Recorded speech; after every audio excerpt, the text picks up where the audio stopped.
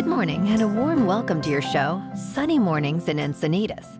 We're the daily podcast that gets you started on the right foot and always with a positive vibe. I'm your host, Melissa, and it's Thursday, December 7th. You'll be interested to know today is National Pearl Harbor Day. On December 7th, 1941, more than 2,400 people died in Japan's attack on the Hawaiian base of America's Pacific Fleet. Hundreds of aircraft were destroyed or damaged, as were most of the ships in the harbor. It was an unprecedented surprise attack that precipitated the United States' entry into World War II. Make love, not war, everyone. Only 18 more days until Christmas, folks. Now let's check out the weather in the North County area. This morning, it's cloudy and 54 degrees with 98% humidity. Tonight, the sun will set at 4:42 p.m., and it will rise again tomorrow at 6:38 a.m. It looks like we're in for a day with some sun and a high near 65. Calm wind becoming west around 5 miles per hour in the afternoon. Tonight, mostly cloudy with a low around 50. Calm wind becoming south around 5 miles per hour. Now let's check out the surf report. More northwest swell moves along with some south swell. An active period in the central North Pacific will lead to back-to-back swells through the rest of the week. San Diego spots are running waist to chest high. The Encinitas area is looking good and clean at 4 to 6 foot in the first half of the day and tapering off through Friday. No chop until Saturday morning. Keep an eye out for that. The first high tide today will be 5 feet, just before 5:30 a.m. with a 1 foot low tide at noon. The nearshore buoy at Scripps in La Jolla reads 62.7 degrees for the water temperature. In the national weather, heavy precipitation continues for the Northwest, warmer temperatures for the center of the nation.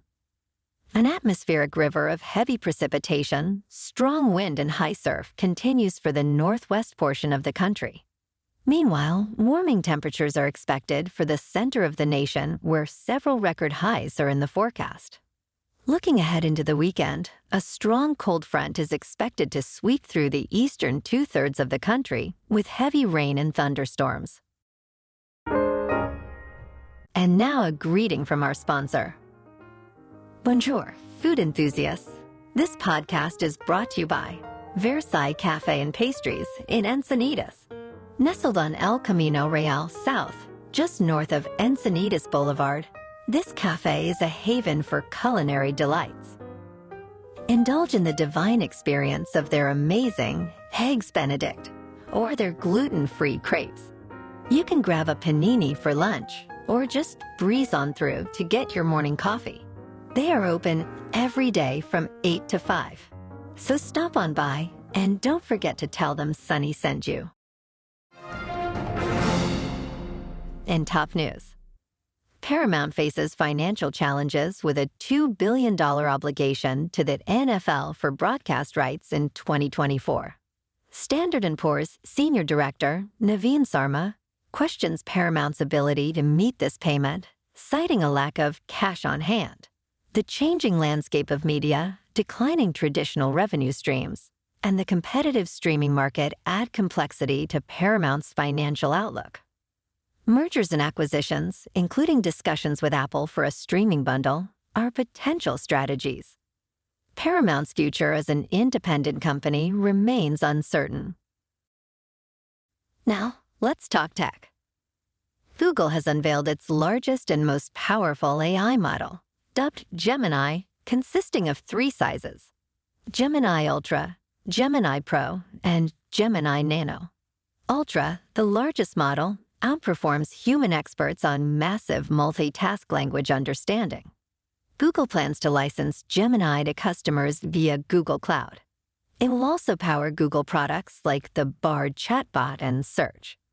Gemini is designed to generalize and seamlessly understand various types of information, including text, code, audio, image, and video. Very, very interesting. Switching gears to the stock market. Citigroup CEO Jane Fraser warns of an impending recession, citing factors like persistent inflation, rising debt, and global conflicts. She notes a consumer spending pullback and increased debt among lower credit score individuals. Bank of America CEO Brian Moynihan observes leveling consumer spending, but deems consumers in decent shape. J.P. Morgan Chase CDO Jamie Dimon previously urged preparation for a recession, emphasizing inflationary risks. Robinhood stock surged 10.3% after revealing a 75% increase in crypto trading volumes in November. The rise reflects a growing significance of cryptocurrencies in Robinhood's business, occasionally surpassing traditional stock trading revenue during crypto frenzies. Analysts see Robinhood outperforming Coinbase, citing its gains in crypto trading and price transparency advantages. While Robinhood poses a competitive threat, both platforms may jointly take market share from Binance amid its legal challenges. Robinhood stock closed at $10.53.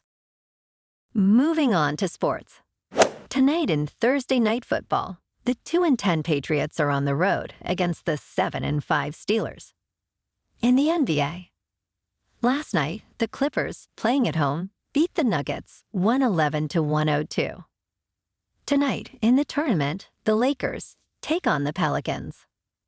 In national hockey, tonight, the Kings are on the road against the Canadiens, and the Ducks are on the road against the Blackhawks. Moving on to a more local vibe. In our community spotlight on health and wellness, we are working with a national Pilates studio in your area to bring you some free classes, so listen up. Check out Club Pilates, with several locations in North and South County, San Diego. Pilates presents a comprehensive wellness approach, cultivating strength, reducing tension, and elevating mental well-being. Scientific research affirms its benefits, connecting Pilates to enhanced core strength, improved flexibility, and better posture. It's a well-supported avenue for physical and mental health in just a few dedicated sessions. So now you can check out Club Pilates for a free class. With locations in Encinitas, Solana Beach, Oceanside, La Jolla, and more, be sure to tell them Sunny Mornings sent you by. And now back to the show. In local news, Power San Diego has initiated a campaign to gather over 80,000 signatures for a 2024 ballot measure to replace San Diego Gas and Electric with a public power entity exclusively for San Diego residents.